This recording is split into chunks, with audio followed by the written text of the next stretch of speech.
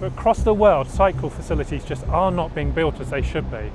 From a sample of about 250,000 kilometres, we've actually seen where the speeds are above 40 kilometres an hour, therefore giving risk to the cyclists who are present on these roads. 89% of those roads don't actually have cycle facilities at the moment. This means they've been exposed to higher levels of risk than actually cyclists can cope with in the event of a crash. About 70% of the people of this city are walking, but the reason why they don't cycle is mainly because it is unsafe. It is a death wish to ride in Nairobi, but because people are desperate, they still have to ride. This cycling lane shows a great potential for people that want to cycle but feel the danger of being around speeding cars. So whenever you put a minimum amount of infrastructure, you invite people to get on the street, get on the bikes and start cycling. When the São Paulo started building its cycleways, it was amazing, the huge quantity of cyclists, especially women and children, moving around by bicycle and feeling happy. But I hope one day, and I'm very sure that one day, we shall be able to have safe cycling lanes.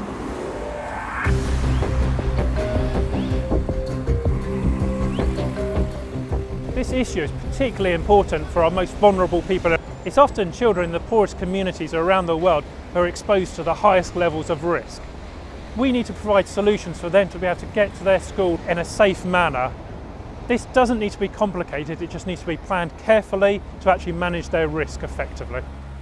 It is relatively small things we have done. They're not very high in cost.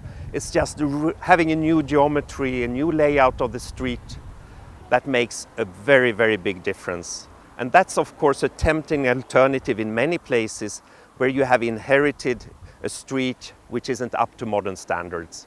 This shows how you with small things can make a huge difference.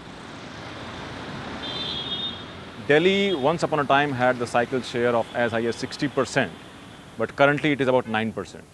So what we are seeing is that the cycle share is declining. And one of the prime reasons why the cycle share is declining in Delhi is that it is highly unsafe to cycle. We need to create infrastructure which is safe for all. We need sidewalks, we need cycle tracks, and if you provide cycle tracks, you will see cyclists coming in. But what I've also felt is that a lot of time provision of cycling track is not a technical decision.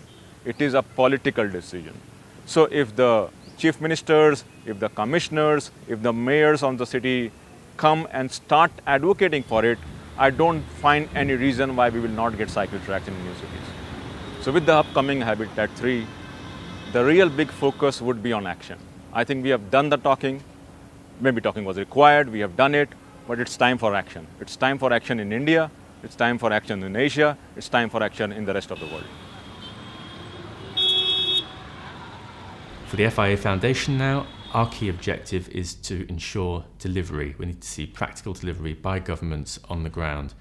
To support this, we're helping to launch this new global initiative for child health and mobility, which is bringing together some key global players, and our objective is to really focus on child rights and child needs in relation to city planning and transport provision.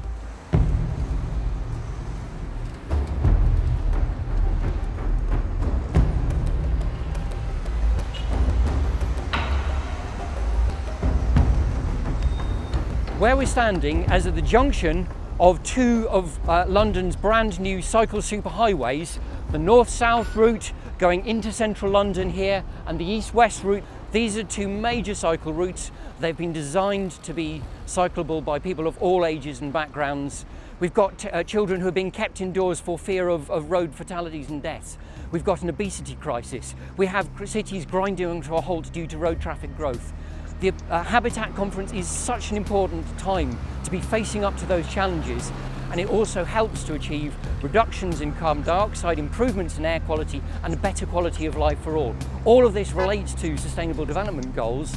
The right to walk and the right to cycle are basic human rights for everybody, for older people, for children, and we've got to have a city that just grants those human rights back to people, because at the moment we're still lacking them.